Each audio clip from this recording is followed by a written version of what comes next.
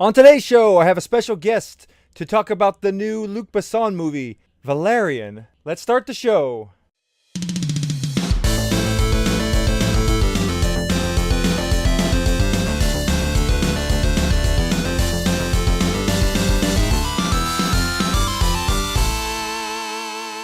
Okay, so we're recording now.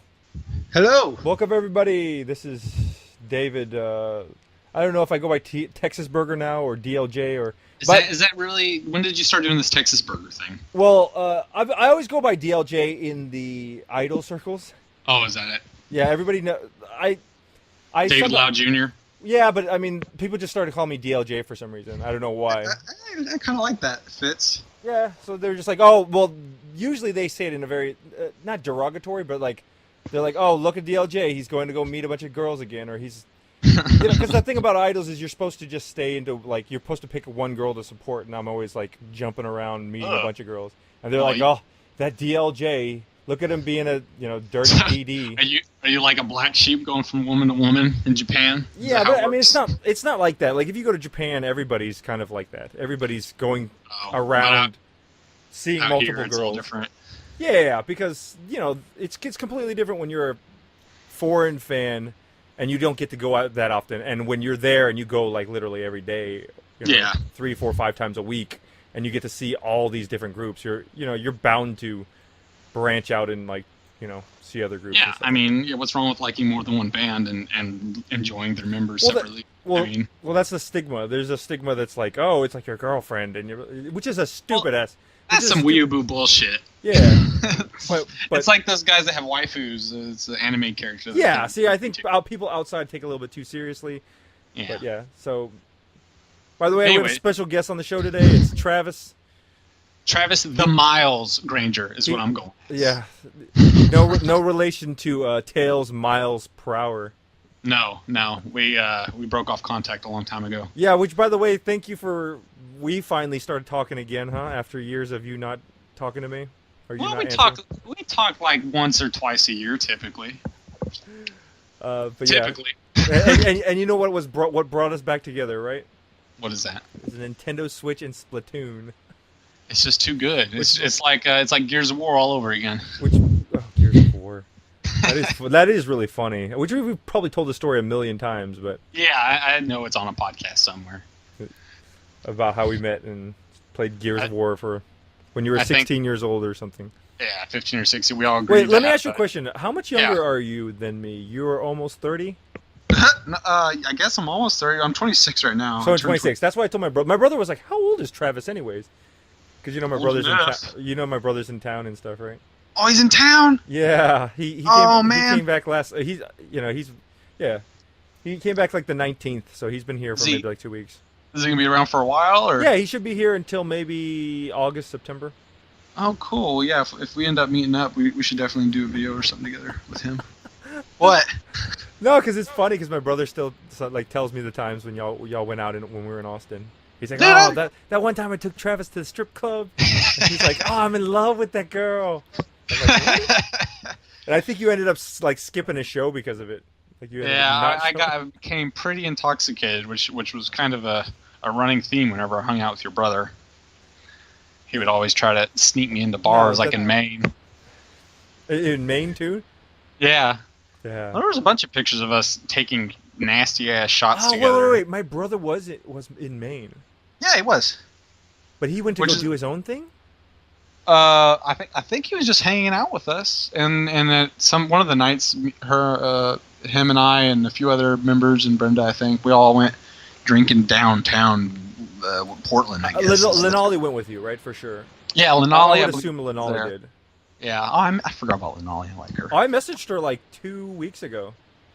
She's working in a cookie factory. What? Like Spunkermeyer?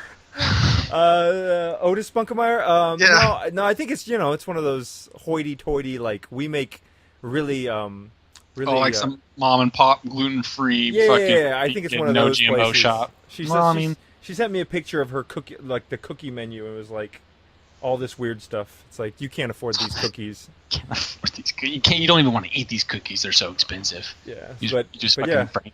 So I just talked. Yeah, I've talked to her Oh, I mean, Cool. that was the first time I talked to her in probably about a good almost year almost. Yeah, I haven't really talked to anybody from back then in a while. I used to keep up with Darkness, but he's kind of dropped off. I don't know where he's been. Yeah, Darkness is well. I have him on Facebook. He got very political recently.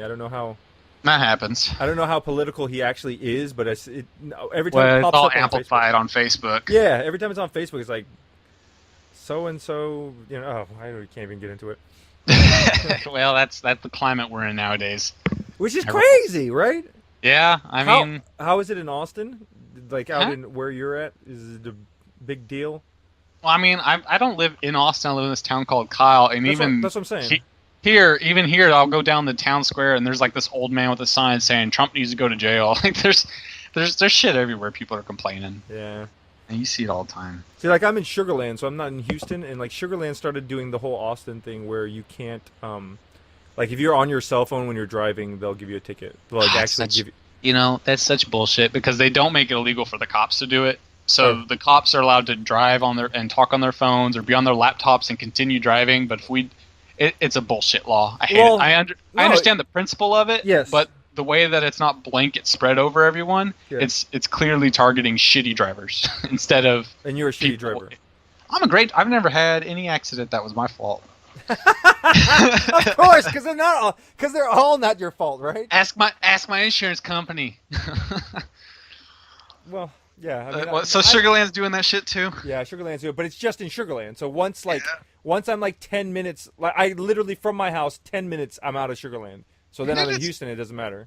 It's so funny. I think it's more dangerous to have that law because you'll see people just like throw their phone down when they pass a cop and then go searching for it, Well, not that's the looking point. at the road. But that's your point, right? That people are still going to do it, even though it's against the law. People are still for going to sure. do it. For sure. They're just going to be more like stupid about it. Yeah, I mean, I fucking text and I'll talk on my phone, drive all I want. No one's gonna stop me. Well, okay, so look, we're getting into weird territory, but here, so like for instance, like there's a law that you can't, you have to wear your seatbelt in Texas when you drive, right? Right. But I always thought that was a really dumb law because I was like, look, if these people have to be told to wear a seatbelt, like, what the hell's wrong with them, you know? Like, someone explained to me what part of that makes it a necessity, and it's not because you're going to fly through the windshield like that, whatever. That never actually happens. Right. The reason is because it reduces the chances of secondary crashes. So if someone's still attached to their seat and has their hands on the wheel after a crash, they can still control a little bit to avoid other shit. Sure. But part of it is also so you don't. It's not so you don't fly. It's not so you don't fly through the windshield because like you said, the chances of that actually happening are pretty slim. But the thing is, you're going to crash into something, and if you're not buckled in, you're going to fly forward and hit something else, which is probably going to be the steering wheel or your face. Oh, yeah. It's going to smash you up, dude. I mean, obviously, the health implications of it all, or injury implications, are pretty understood, but... But don't get me wrong, there have been people who have, like, flown out of their car and survived. But the chances of that are just so, like, I feel like it's more likely if you're sitting in bitch seat or in the middle, you know, and you don't have a seatbelt on because there's not a steering wheel or a dashboard in front of you. But that's the thing. Even if you fly out, what are you gonna? You could fly out in another car. You could get hit by another car. You could fly it into like oncoming traffic. Who knows, man? Oh, if motorcyclists don't have to wear their helmets, then we might as well just let people be retarded. Motorcyclists do have to wear helmets now, right? They do. Yeah. I've certainly seen some that aren't wearing them. Oh, maybe actually. Now that I think about it. I think in some states, I don't know about Texas though, because there's so many motorcyclists here. Yeah. That are all doctors and shit, not even like punks. Maybe we should get away from all this law talk because it's not going anywhere. That's fun. That's whatever. Well, I'd rather talk about something more fun, like Valerian, because I'm surprised that you watched that movie. Oh, well, first of all, Fifth Element is my #1 favorite movie of all time. Shut the fuck up, dude. That's my favorite. Shut I've the seen fuck it up. at least 200 times. No, and that's I don't not believe that an at all. Not an exaggeration. I do not believe that for a second, dude. Not an I exaggeration. do remember you liking that. Give me the cash. Give me the cash. I still quote that shit. Yeah. I don't need it. I don't need it. Take it. I don't need dude. it. He goes, that's a nice hat. You know, in Valerian in the beginning, the first part, he goes, "That's a nice hat," right? I think I remember noticing that they might have dropped an Easter egg, but it was a little while ago that I saw it. It's in the very beginning of the movie that like one of the first like because like there's this big non-dialogue portion, right? And then like right into the movie, which was awesome. Yeah. And there's this big dialogue portion, and then he's like, "Oh, that's a nice hat," and then they kind of chuckles real quick, and then my brother immediately turned to me and looked, and he was like, was that Fifth Element?" And I was like, "Yeah, dude, that was totally Fifth Element." I heard that a lot of the one-liners that Valerian says in the movie were originally meant for Bruce Willis in The Fifth Element. Oh, really? Yeah. So there will be a lot of one-liners that he'll say that's kind of, I can't remember specifically, but you're like, damn, if Bruce Willis was standing there right now and he said that, this movie would be about 5 times better. Okay, so you didn't like the casting. I love the look. Here's the thing. I love the look of the two characters. Yeah. The guy who plays, I don't know, Tom Devine or whatever his name is. I love the guy's look. Like, because he was in Spider-Man 2, which, by the way, he's terrible in Spider-Man 2. He's got this weird, like, vulture-looking, like, neck feature, right? He's definitely got a unique. He's got a very unique look, and so does the girl character, Laureline. She has a very unique look too. But I love the two of their look. But like everybody, my brother was like, they have no chemistry whatsoever. They don't. And Why, I don't know. I thought it was if okay. that was their fault or writing. Yeah, but... see, I thought their chemistry was okay, but I did feel like the love, like story side of everything was like super pushed out, like forced. Over. It's like, oh, he's got to. Of course, you've got to end this movie with him confessing to her, or like. Yeah, I mean, it's unfortunate. I wish they had made it a little more, leaving room for more episodes of the movie or whatever. Yeah. Because the way they pushed it all together, like you said, this whole romantic side of the movie just felt like some bullshit on the side that has no impact on anything. And I mean, even if he didn't love her, she's still his partner, so he has to go save her ass anyway. So what's even the point of them having a romantic? Well, yeah. See, the problem is that you start the movie off and they're already partners, right? So like the audience is completely left out of all of any backstory. You just. Which, fun fact, she's from 11th century France, I believe. Who? The chick, the Valerian's girlfriend. The character, or are you talking about? No, the character. Obviously not the real. Yeah, we got in a time machine to find the perfect actress. So I don't understand why is she? What's the significance of 11th century? Well, that's just where she's from. He went back in time and fucked some shit up on his first time mission and picked her up. Oh God, really? How did you find out about that? I actually read an article the other day that showed that made it known that the Valerian had a French anime that came out in the 90s, and all episodes of it are on Crunchyroll. So I watched a few of them. Oh, really? Yeah, and it's true to the story, so you can really get It's the anime is still there now? Yeah. Oh, cool. I'll go watch that after the... I think it's meant more for kids, but I was enjoying it well enough. Meant more for kids. I mean, it's quite... I was laughing a lot just because it's old anime, and it's French, and the voice actors are garbage, but it's fun, and if you enjoy the canon of it all, it is fun. Okay. So Fifth Element is your favorite movie? For sure. I don't believe that, though. I can't believe it. What year were you born? I was born... It came out in 96, so I was 6 or 7. I was 90. You were 1990? Yeah. You were... So, I didn't watch it probably till 2000. Yeah, sure. But I remember I was in high school at the time. Yeah. My best friend... we saw a trailer for it, and me and my best friend were like both like, dude, we got to watch that movie. And if I'm not mistaken, I think it was his birthday. If it came out around May, can you look it up real quick? Release date for Fifth Element, the movie, like when it came out theatrically? Because his birthday was like May 3rd, May 5th, and I think it was around that time. It was his like birthday, and he was like, "Hey, David, I'm having a birthday party. We're gonna go to the theater and watch Fifth Element." And I was like, "Yes!" Because I totally want to watch that movie. And me and my brother went, and I was in high school. It was like 1996, I think. So I was like a freshman in high school. May 9th, 1997. 1997. Okay, so like it was a year after I was in high school. I was like a sophomore, and it was right around his birthday. And I was like, "Oh, let's go." We watched Fifth Element in the theater, and it was.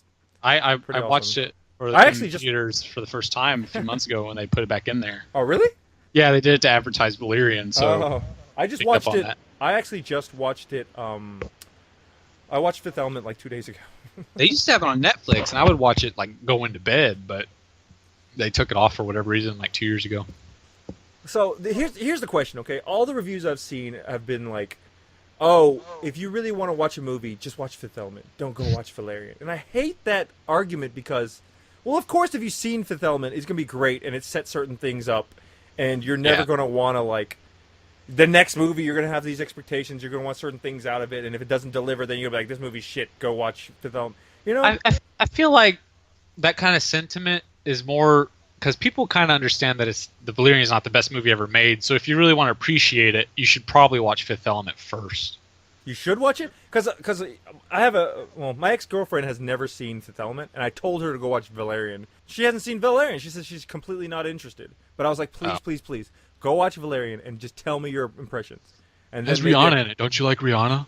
Rihanna, which is funny, she's in this movie. But did you know that Rihanna speaks with like a very where is she from? Haiti or Yeah, she's from the Caribbean somewhere. Yes, she has a very thick accent when she speaks. Yeah, I didn't even know. I thought she was straight American. I had no clue. I thought she was like from New York.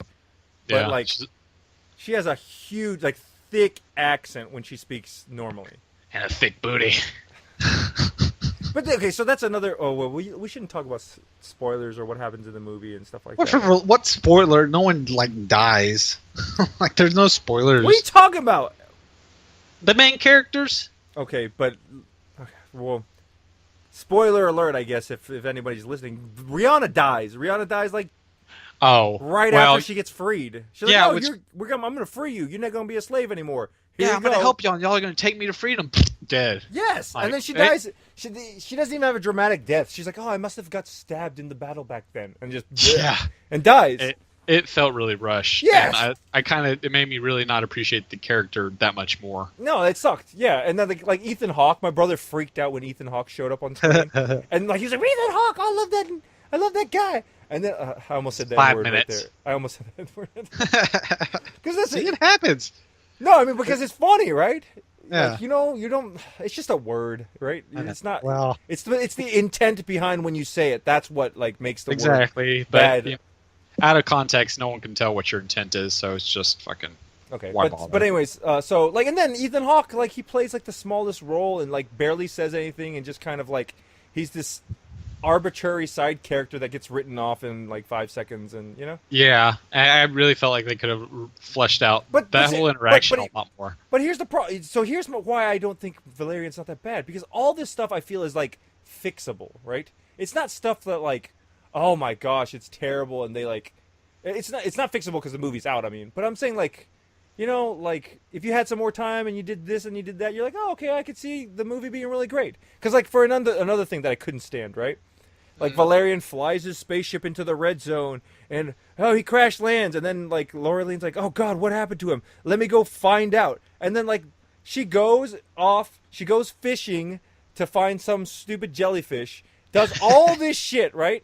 And then she goes to the red zone to go find him, and what happens? He's still like unconscious in his spaceship when she finds him, and I'm like, I was expecting for him to have been doing something during that time, and then they just kind of cross paths again and be like, oh shit, oh you came looking for me, great, let's go together now, But like literally it's this huge tag team of like, you follow her for a little bit, then she gets captured, and then you follow him for a little bit, and then you come back and like, how they like kind of ran into each other at the dining room thing, like that was cool thing. Well, dining banquet hall with those weird alien guys, which I love. By the way. I love that was fun. I love that scene because before Rihanna died.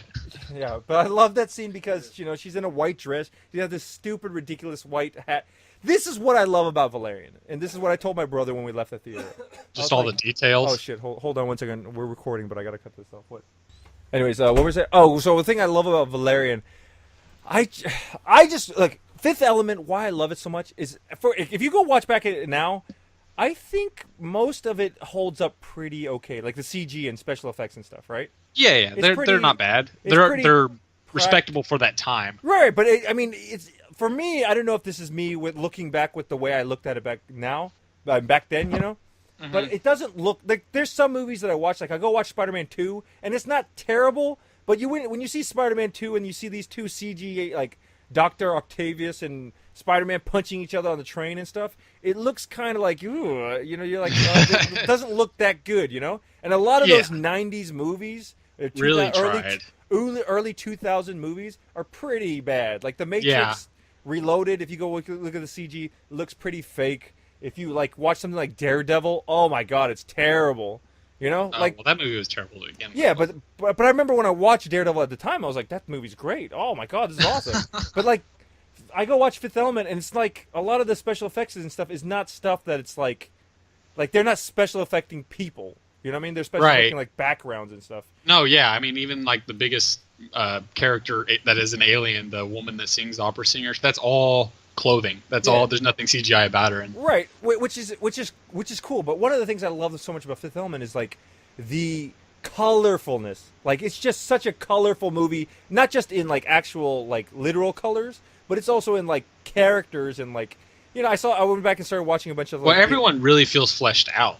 You know, each character is actually their own character, as opposed to these characters in Valerian, which are all kind of just like cutouts of somebody they're supposed to be, and they just keep acting a one-dimensional character throughout the movie. No one changes. No one even is that funny. Well, arguably Valerian changes, right? Because he's not a player anymore. He wants her on his playlist. Oh, we never even You saw are him my be a playlist. player. You are, yeah, but that's my point, right? That is exactly my point. You don't see the before, so when the after happens, you're like, well, what's the difference? Yeah, there's no growth in that movie. Bruce Willis goes from being a loser, like burnt out. He lost his ex-wife, and he's Thank out you. of the Very good military, point. and then he goes on to save the world. And it's fucking awesome. Yeah, and he's like meets the perfect woman, right? Yeah, supposedly. Because in the beginning of the Valerian movie, you start and he's already like hitting on her like crazy, but he's not. It's not like he's hitting on another girl and she's like, look at this jerk, and then he turns Yeah, around and is like, I I don't love even you, think baby. there's any other woman in the movie, and the only other time there is a woman, Rihanna, he's like, "Ooh, gross. Go back to your normal form." No, he's not. He's kind of like I thought he was gonna go get into her, and I was like, oh, okay, well, maybe he still is a slime bag. Pop one off real quick. Anyways, before but he does the point I was trying to make about this is that I just love the colorfulness. Like when Luc Besson makes a movie, it's like I just love the beginning. He's like walking in the desert, and then he's got this weird, like colorful Hawaiian shirt on, and he's Yeah, got that this does. I like that blue, outfit. stupid Yeah. blue glasses, and then he's got this big box on his arm, and he's just there's You this know, a lot of people shit on that scene, and I actually quite enjoyed it. No, I love it. It's just there's this visualness to it that you won't see in other movies. Yeah, And then like I love it, like he's just running around with this thing, and then like the bounty hunter or whatever like shoots this little metal ball, and it like attaches to his arm, and he's like, yeah. oh no! And what happens? Like all these balls start flying out and like metallicizing And weigh him onto- down. No, and like that kind of stuff. That's the stuff that I saw like reminds me of Fifth Element. The craziness, like The unexplained it's a Zorg. technology. It's a Zorg technology. The replay button. One shot sends every shot back to the same location. He's like, "Ah!" And then you see all the like things flying in that direction. Love it. That's what I wanted to see. Just and the same thing with the banquet scene. Like with her walking in, she's white dress, big white hat. Those are the kind of sequences that I wanted to see. Yeah, no, me too. And like the takeoff scene in The Fifth Element, where they choreograph everything to kind of mesh together when, like, Ruby Rod's having sex with the flight attendant, and the flight's taking off, and the father's trying to sneak onto the plane, and they meshed all those three actions together into like this little montage.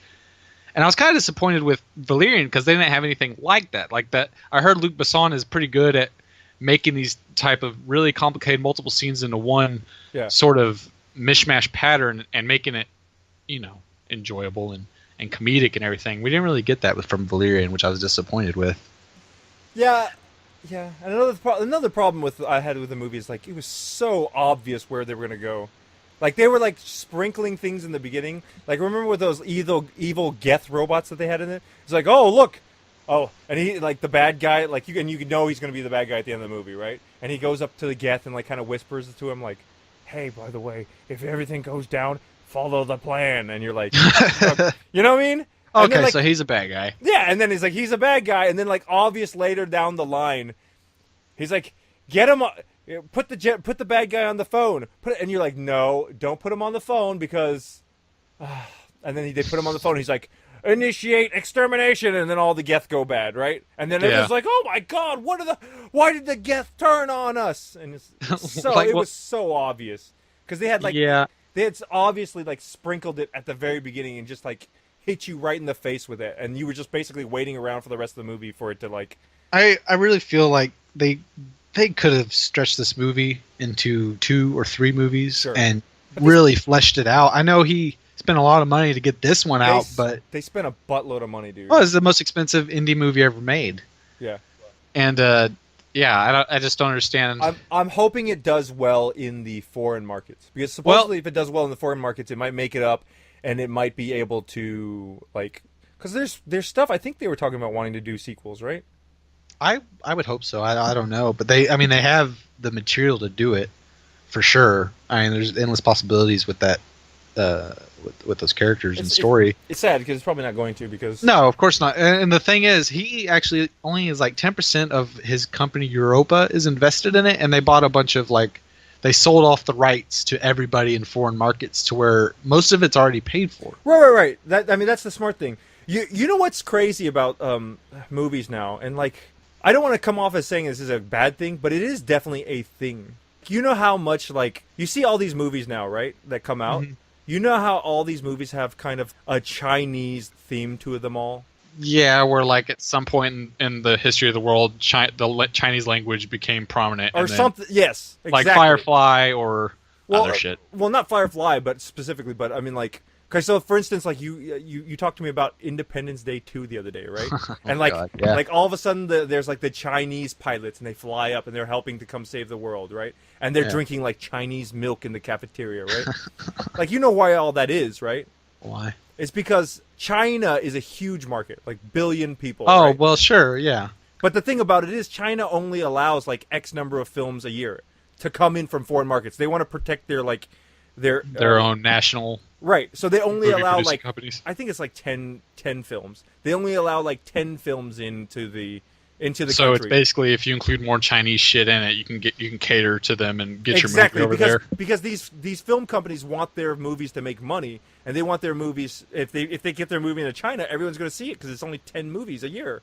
Yeah, right? and it's an So- American movie. So basically, like, that's why you see all these Chinese like product placement and stuff, and you notice like China's never like the bad guy. Like, did you ever see in The Martian?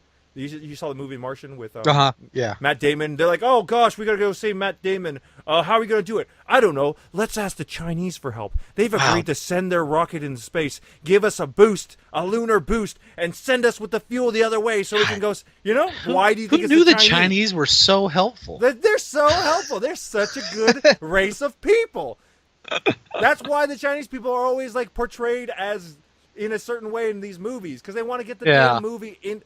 So which again, I don't know. I don't want to say it's a bad thing, but it's definitely a thing, and it's not a thing for the sake of the goodness of all man. It's a sake of like, let me get my movie into China. Right, sure. I mean, on the flip side of that, though, I think it's not too far-fetched to think that China will one day, become the main country of Earth, and then it'll be the lingua franca Chinese and all that. I don't know. I don't know either, but the thing is, like, again, you'll see a lot of these Chinese like film companies being part of it. They'll be like, every one of these being producers or something. Yeah, like if you look at like Star Trek Beyond, that was a big Chinese influenced company, movie company. Like, just look at the credits in the very beginning of the movies. When you see it, there'll always be like a Chinese company pop up. You're like, oh, okay. Okay. There's a reason for that. So how long has this been going on now? Our Skype chat's been going on 37 minutes, so I'm not Okay. sure how long the recording is going. Well, I try not to keep these shows too long, so. No, yeah, I mean, that's probably wise. We spoke about Valerian and seatbelts. Okay. So let's cut it here. Thanks for Travis being All right. on the show. Hey, thanks for having me. I'll definitely hope to be back here next week, same time. Okay. Talk to you Definitely hope. Definitely hope. later. Bye, Travis. See ya, David.